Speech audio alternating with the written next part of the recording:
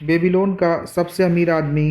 Hindi translation of international bestseller the richest man in Babylon, George S Klaassen.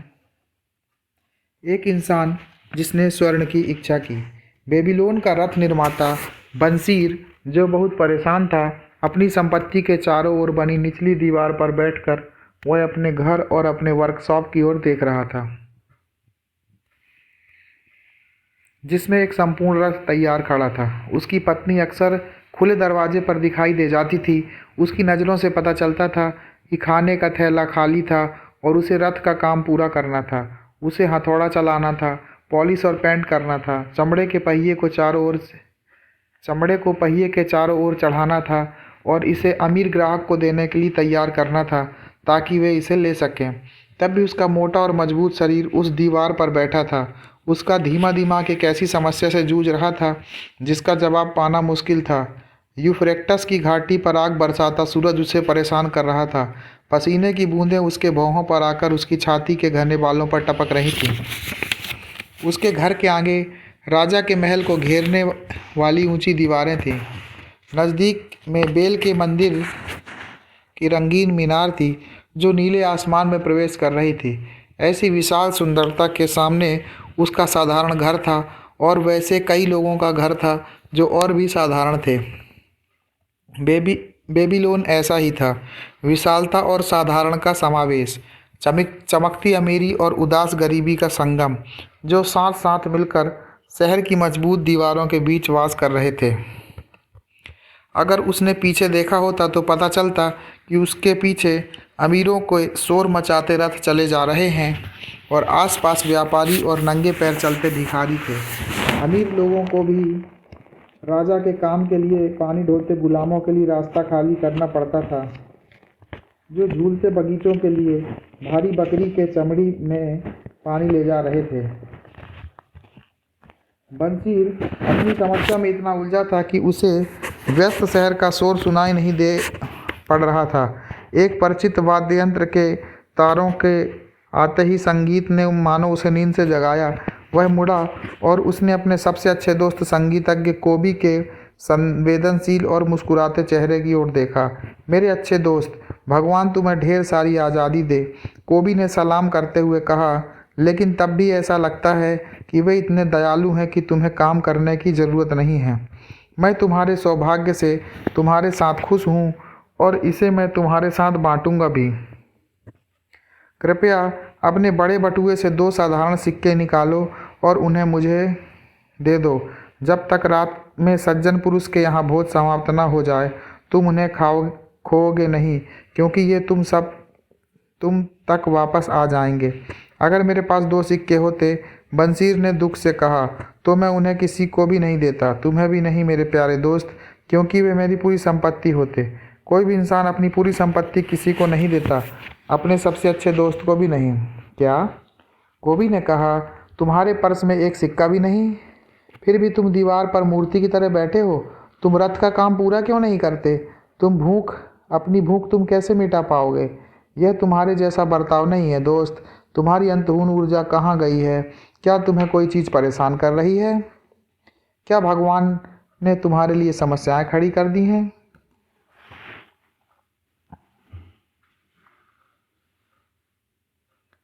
भगवान की दी हुई दिक्कत ही होनी चाहिए, बंसीर ने स्वीकार किया। यह एक सपने से शुरू हुआ, एक ऐसे बेमतलब के सपने से जिसमें मैंने सोचा कि मैं एक पैसे वाला आदमी हूँ। मेरे बेल्ट से एक भारी बटुआ लटका रहता था जिसमें सिक्के भरे हुए थे। उसमें सिक्के थे जिन्हें मैं भिखारियों को उधारी से दे रहा था। उसमें चांदी के सिक्के थे जिनसे मैंने अपनी पत्नी और अपने लिए मनचाही चीज़ें खरीद रहा था। उसमें सोने के सिक्के थे जो मुझे सुरक्षित भविष्य का एहसास देते थे और चांदी को खर्च करने की हिम्मत देते थे। संतुष्टि का एक एहसास मेरे अंदर था। तुम मुझे एक मेहनतकश दोस्त के रूप में नहीं जानते होगे, न ही मेरी पत्नी मुझे ऐसा जानती। अगर उसका चेहरा झुर्रियों से आज़ाद और खुशी से चमक रहा होता, वह फिर से अपने नए विवाहित जीवन की मुस्कुराती लड़की होती। सच में एक सुंदर सपना था, कोबी ने कहा, लेकिन ऐसे खुशनुमा एहसासों ने तुम्हें दीवार पर बैठी उदास मूर्ति के रूप में कैसे बदल दिया? सच में? क्यों? क्योंकि जब मैं उठा तब मैंने देखा कि मेरा पर्स कितना खाली है। विद्रोह की एक भावना मेरे शरीर में दौड़ गई। इस बारे में बात करते हैं क्योंकि जैसा जहाजी कहते हैं, हम दोनों एक ही नाव में सवार हैं। छोटी उम्र में जब हम पुजारियों के पास ज्ञान पाने गए, बड़े होने पर भी हम अच्छे दोस्त बने रहे। हम अपनी तरह के संतुष्ट लोग हैं। हमें लंबे समय तक काम करके और अपनी आमदनी खर्च करके खुशी मिलती है। हमने पिछले सालों में इतने सिक्के कमाए हैं, लेकिन हम उन खुशियों को नहीं जानते जो पैसों से आती हैं। हमें सिर्फ उनके सपने आते हैं। वाह, क्या हम मूर्ख भेड़ों से ज़्यादा कुछ हैं? हम दुनिया के सबसे अमीर शहर में रहते हैं। व्यापारी कहते हैं किसी के पास भी हमारे जितना धन नहीं है। हमारे आसपास इतना धन है, लेकिन ये हमारे लिए नहीं है। आधी जिंदगी के श्रम के बाद भी मेरे अच्छे दोस्त, तुम्हारे पास एक खाली बटुआ है और तुमने मुझसे कहा, कृपया अपने बड़े बटुए के 2 साधारण सिक्के निकालो और उन्हें मुझे दे डालो, जब तक मैं रात में सज्जन पुरुष के यहाँ भोज समाप्त न हो जाए। नहीं, मैं मानता हूँ मेरा पर्स तुम्हारे जितना खाली है। मामला क्या है? हम सोने और चांदी क्यों नहीं कमा सकते जो खाने और कपड़ों से ज़्यादा दे सकें? ये भी सोचो कि क्या हमारे बेटे, बंसीर ने आगे कहा, वे भी हमारे कदमों पर नहीं चल रहे हैं? क्या उन्हें और उनके परिवार को और उनके बेटों को, उनके परिवारों को पूरी ज़िंदगी इसी तरह बकरी के दूध और दलिया पर बितानी होगी, भले ही उनके चारों ओर सोने के खजाने भरे हों? बंसीर, हमारी दोस्ती कितने सालों में कभी तुमने ऐसी बात नहीं की। कोबी चकरा गया। इतने सालों में मैंने कभी इस तरह से नहीं सोचा।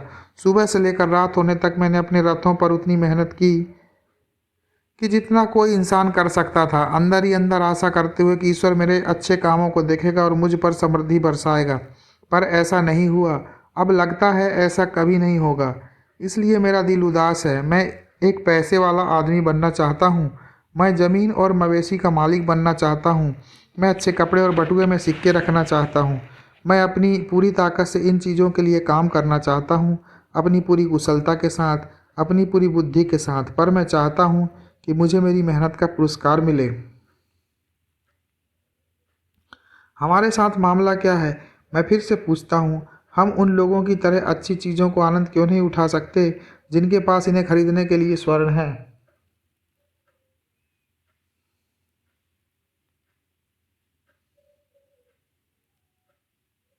अगर मैं इसका जवाब जानता, कोबी ने जवाब दिया, तो मैं भी तुम्हारी तरह ही संतुष्ट होता।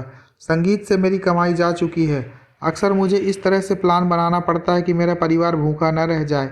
साथ ही मेरे सीने में एक ऐसे वाद्य यंत्र के लिए गहरी इच्छा है जिससे मैं ऐसा संगीत पैदा कर सकूं जो मेरे मन की गहराई से आए। इस तरह के यंत्र से मैं ऐसा संगीत बना सकता हूं जो राजा ने कभी ना सुना हो। तुम्हारे पास ऐसा वाद्य यंत्र होना चाहिए। पूरे बेबीलोन में कोई भी इंसान इतना मधुर नहीं गा सकता, इतना मीठा नहीं गा सकता, जिससे सिर्फ राजा नहीं बल्कि देवता भी खुश हो जाएं। लेकिन तुम ऐसा कैसे कर सकते हो जब हम दोनों राजा के गुलामों की तरह गरीब हों? घंटी को सुनो, देखो वे यहाँ आ रहे हैं। उसने अधरंगे पसीने से तरबतर पानी ढोते लोगों की कतार की ओर इशारा किया जो नदी से पतली सड़क की ओर जा रहे थे। मार्च करने वाले वे 5 थे। हर एक के ऊपर बकरी की खाल की भारी थैले में पानी था। एक अच्छे कद वाला आदमी उन लोगों का नेतृत्व कर रहा था। कोबी ने घंटी वाले इंसान की ओर इशारा किया जो बिना किसी बोझ के आगे बढ़ रहा था। अपने देश का एक शक्तिशाली आदमी है, यह साफ दिखता है। इस कतार में कई अच्छे कद वाले लोग हैं। बंसीर ने स्वीकार किया, हमारी तरह अच्छे लोग, लंबे गोरे जो उत्तर से हैं, दक्षिण से हंसते हुए काले लोग हैं, आसपास के देशों से छोटे भूरे लोग हैं।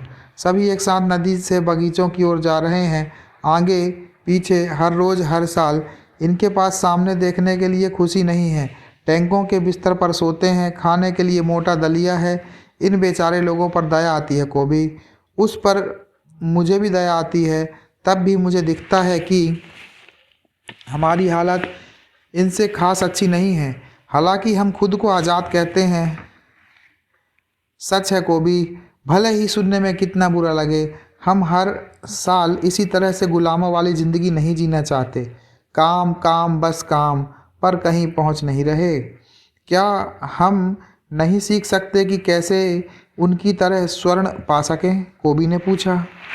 शायद हम उन लोगों से कोई रहस्य सीख सकें जो जानते हैं, बंसीर ने सोचकर जवाब दिया। आज के दिन कोबी ने सलाह दी। मैं अपने पुराने दोस्त अरकद से मिला जो अपने सोने के रथ में जा रहा था। मैं कहूँगा कि उसने मुझे वैसा अनदेखा नहीं किया जैसा करना बहुत लोग अपना अधिकार समझेंगे। बदले में उसने अपना हाथ हिलाया ताकि सारे देखने वाले लोग उसे संगीतकार कोबी को संबोधित करते और उसकी दोस्ती भरी मुस्कान देते हुए देखें। उसे बेबीलोन का सबसे अमीर आदमी माना जाता है, बंसीर ने सोचा।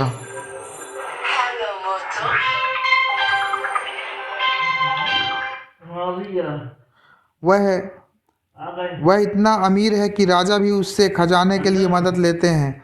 कोबी ने कहा, इतना अमीर? बंसीर ने कहा, मुझे डर लगता है कि कहीं मैं अपने हाथ उसके मोटे बटुए पर ना डाल दूं। बकवास, कोबी ने फटकारा। एक इंसान की संपत्ति उसके बटुए से में नहीं होती। एक मोटा बटुआ तुरंत खाली हो जाता है अगर उसे भरने के लिए स्वर्ण की धारा ना हो। अरकद के पास आमदनी है जो इसे लगातार भरती रहती है, भले ही वह कितना खर्च क्यों ना करे। आमदनी, यही वह चीज़ है, बंसीर ने कहा। काश मेरे पास आमदनी का एक ऐसा स्रोत होता जो मेरे बटुए को भरता रहता, भले ही मैं दीवार पर बैठूं या दूर देशों की यात्रा करूं। अरकद को पता होना चाहिए कि कैसे एक आदमी अपने लिए आमदनी बना सकता है। क्या तुम्हें लगता है कि यह तरीका मेरे जैसे धीमे दिमाग वाले को समझ आ सकता है? मुझे लगता है उसने यह तरीका अपने बेटे नोमासिर को सिखाया, कोबी ने जवाब दिया। क्या वह नीनेवह के पास नहीं गया जैसा यह बताया जाता है और वह अपने पिता की सहायता के बिना शहर का सबसे अमीर आदमी बन गया? कोबी, तुम्हारी बात से मुझे एक दुर्लभ विचार आया। बंसीर की आंखों में एक चमक आ गई। एक अच्छे दोस्त से सलाह लेने में कुछ खर्च नहीं होता और अरकद वैसा ही अच्छा दोस्त है। माना कि हमारा बटुआ एक गिद्ध के घोंसले की तरह खाली है, लेकिन हमें इससे परेशान नहीं होना चाहिए। हम इस संपन्न जगह में बिना स्वर्ण के होने के कारण थक गए हैं। अब हमें पैसे वाला आदमी बनना है। आओ अरकद के पास चलते हैं और पूछते हैं कि हम भी अपने लिए कैसे कमा सकते हैं। बंसीर, तुमने सच्ची प्रेरणा से कहा है। तुम मेरे दिमाग में एक नई समझ लाए हो। तुमने मुझे एहसास दिलाया कि हम अब तक पैसे क्यों नहीं कमा पाए। हमने कभी इसे खोजा नहीं। तुमने बड़े धीरे से बेबीलोन में सबसे मजबूत रथ बनाए हैं। इस लक्ष्य से तुम बेहतर कोशिश की है, इसलिए इस काम में तुम सफल हुए। मैंने एक सफल संगीतज्ञ बनने की कोशिश की और इस कारण मैं सफल हुआ। जिन चीज़ों पर हमने कोशिश की हम उसमें सफल हुए। देवता हमें ऐसा करने देते रहे। अब अंत में हम सूरज की तरह चमकीली रोशनी देखते हैं। इसने हमें सीखने की दिशा दिखाई ताकि हम और तरक्की कर सकें। इस नई समझ के साथ हम अपनी इच्छाओं को पूरी करने के लिए अच्छे तरीके पाएंगे।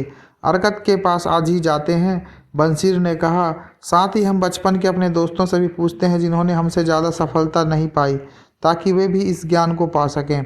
बंसीर, तुम हमेशा अपने दोस्तों के बारे में सोचते रहे हो, इसलिए तुम्हारे इतने दोस्त हैं।